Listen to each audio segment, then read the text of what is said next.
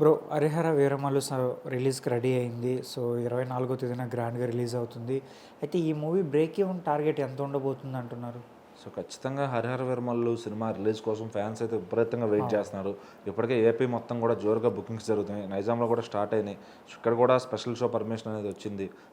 23 night 9:30 నుంచే సినిమాలన్నీ APTS మొత్తం కూడా షోస్ పడుతున్నాయి. బెనిఫిట్ షోస్ ఇచ్చారా? క్లియర్గా రెండు రాష్ట్రాల్లో కూడా పడుతున్నాయి. సో మరి రేవంత్ రెడ్డి గారు అప్పట్లో కొంచెం పుష్ప టైంలో ఇంకా ఇకపై ఉండవన్నారు కానీ సో ఏం రత్నం గారు పట్టుబట్టి మరి ఒక ఎక్స్పీరియన్స్డ్ నిర్మాత అనిపించుకున్నారు. మరి ఏం చూపించి తగ్గొట్టారో తెలియదు కానీ పర్మిషన్లు అయితే తెచ్చుకున్నారు. సో ఖచ్చితంగా ఆల్రెడీ బ్లాక్ అయిపోయి ఉంటాయి ప్రీమియర్ షో టికెట్లన్నీ కూడా. సో ఫ్యాన్స్ ఎంత ఖర్చు అయినా 800 కాదు 1000 రూపాయలైనా ఖర్చు పెట్టి 1500 ఖర్చు పెట్టి చూస్తానికి రెడీగా ఉన్నారు. సో ఎందుకంటే పవన్ కళ్యాణ్ గారిని స్క్రీన్ మీద చూడాలని ఒక తాపత్రయం. అంతే కదా. సో అది ఇక్కడ ఏంటంటే బిజినెస్. ఇప్పుడు పవన్ కళ్యాణ్ గారికి ఒక మచ్చ వచ్చింది. స్టార్ హీరో అందరూ 100 కోట్ల షేర్లు కొట్టేశారు తెలుగు రాష్ట్రాల్లో. ఇంకా పవన్ కళ్యాణ్ గారు కొట్టలేదు. సో ఎందుకంటే గతంలో మనం చూసాం ఆ ప్రభుత్వం 15 రూపాయలు 20 రూపాయలు 50 రూపాయల్లో టికెట్లు పెట్టడం థియేటర్ల దగ్గర. ఎందుకంటే సామాన్యుడు చూడాలని ఒక అంశం తీసుకొచ్చి జగన్ గారి ప్రభుత్వం పవన్ కళ్యాణ్ మీద వాంటెడ్లీ చేసిన రాజకీయం అనుకోవచ్చు. సో ఒక దాంతో కూడా ఆయన దాదాపుగా 90 కోట్ల వరకు లాగారు ఆయనకున్న మార్కెట్తో. ఏపీటీఎస్లో ఇంకా యునానిమస్ ఆయన ఫాలోయింగ్లో కానీ సినిమా చూడటంలో. సో ఇప్పుడు ఒక మంచి రేట్ వస్తుంది. సో అది కూడా ప్రస్తావించారు ఆయన ప్రీ రిలీజ్ ఈవెంట్లో. మీరు నన్ను గెలిపించుకుంది బహుశా ఈ టికెట్ రేట్ల కోసమేమో అయి ఉండొచ్చు కూడా అని చెప్పి. సో అదే జరుగుతుంది ఇప్పుడు. చక్కగా మంచి టికెట్ రేట్లు వచ్చినాయి. ఏపీటీఎస్లో కూడా ఒక లిమిట్ అంటే పవన్ కళ్యాణ్ గారు కూడా ఆలోచించారు ఓవర్ ద ఫ్లో వెళ్ళకూడదు. సో ఒక 100-150 పెంచుకుంటే సరిపోద్ది అంటే అది ఒక కామన్ పీపుల్స్కి 100-150 కూడా కొంచెం ఎక్కువ అనిపిస్తుంది కదా. అంటే ఫస్ట్ రోజు 90% అభిమానులే వెళ్తారు. సో ఇంకా వాళ్ళందరికీ అది పెద్ద బర్డెన్ అనిపించదు. కొంతమందికి అనిపిస్తుంది ఓకే దానికి ఇప్పుడు అన్ని సినిమాలకి ఉంది కాబట్టి అది గో విత్ ద ఫ్లో అనమాట. సో మళ్ళీ దీన్ని క్వశ్చన్ చేస్తే అదే క్వశ్చన్ అంతకుముందు పుష్పకి చేయాలి, అంతకుముందు దేవరాకి చేయాలి. గవర్నమెంట్ కూడా ఒకటి రూల్ తీసుకురాబోతుంది.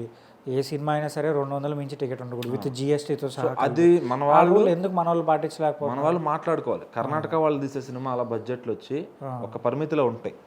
వాళ్ళు అందుకే ఇంకా గ్రో అవ్వలేకపోతున్నారు వరల్డ్ వైడ్గా.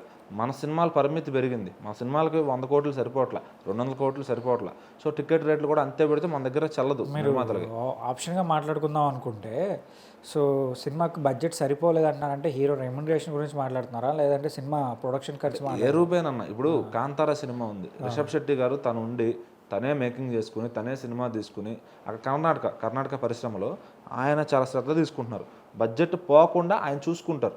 సో అదేవిధంగా కేజీఎఫ్ చూసుకుంటే దాదాపు 2 పార్ట్లు కలిపి 150 కోట్లలోపే మేకింగ్ ఖర్చు అయింది. సో వచ్చిన రిటర్న్స్ ఎంత అంటే ఫస్ట్ దానికి దగ్గర 200 కోట్లు, సెకండ్ దానికి 1200 కోట్లు, ఏమన్నా 1500 కోట్ల దాకా రెవెన్యూ తెచ్చుకుంది వరల్డ్ వైడ్గా. సో మరి అది ప్లాన్ ఎంత 150 నుంచి 1500 1:10 వాళ్ళ ఎస్టిమేషన్ అట్లా ఉంది. అక్కడ ఏంటంటే టికెట్ ధర తక్కువే ఉంటుంది, చూసే సంఖ్య తక్కువే ఉంటుంది, జనాభా తక్కువ. మన దగ్గర ఏంటంటే సినిమానే పండగ ఏపీటీఎస్ వాళ్ళకి. మనం మన సినిమాలు చూడటం కాకుండా పక్క వాళ్ళే కూడా చూస్తున్నాం. కన్నడ వాళ్ళే చూస్తున్నాము, తమిళ వాళ్ళే చూస్తున్నాము, హిందీ వాళ్ళే చూస్తున్నాము, మలయాళం వాళ్ళకైతే ఇంక చెప్పక్కర్లా. అసలు లాక్డౌన్లో అదే పనిగా మలయాళం సినిమాలు చూసి పిచ్చెక్కిపోయింది మన జనాలకి. మన దగ్గర కంటెంట్ లేదని ఏడుస్తున్నారు ఇప్పుడు మలయాళం సినిమాలు చూసి. అట్లా వచ్చింది పరిస్థితి. సో ఇక్కడ ఏంటంటే ఆటోమేటిక్గా సినిమాకి మన స్పాన్ పెరుగుతుంది. మన సినిమా అవతల వరల్డ్ సినిమాని ఇంట్రడ్యూస్ అంటే వాళ్ళతో పోటీగా తీయాలి. మన సినిమాల క్వాలిటీ బాగుండాలి. ఖచ్చితంగా బడ్జెట్ అనేది పడుతుంది. సో ఇంకా హీరోల రెమ్యునేషన్ కూడా బడ్డెన్ అవుతుంది మనకి. సో అది పెట్టుకుని ఇప్పుడు అది కూడా ఒక కారణం హీరోల రెమ్యునేషన్ కూడా. సో 400 కోట్లు అవుతుందంటే మరి 100 కోట్లు హీరోని తీసుకుంటున్నాడు అక్కడ.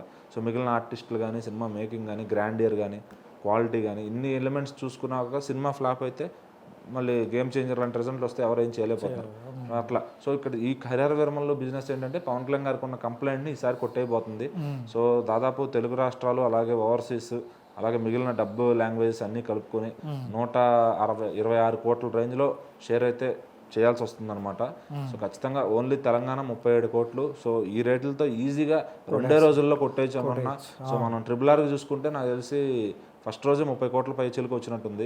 సో అదే రేంజ్లో టికెట్ రేట్లు కూడా ఉన్నాయి కాబట్టి RRR కల్కి వీటికి ఇచ్చిన రేట్లే మన పుష్పకి ఇచ్చిన రేట్లే దీనికి కూడా ఉన్నాయి కాబట్టి ఈజీగా అసలు 1 డేలో వచ్చిన ఆశ్చర్యపోకర్లేదు. పవన్ కళ్యాణ్ గారు నైజాం ప్రీమియర్స్ కూడా పడుతున్నాయి కాబట్టి అది కూడా కలిసి డెఫినెట్లీ ఆ ప్రీమియర్తో కూడా కలుపుకుంటే 1 డేలోనే బ్రేక్ నైజాంలో ఛాన్స్ ఉంది. సో 2 డేస్ అయినా కూడా ఇట్స్ మిరాకిల్ అనమాట.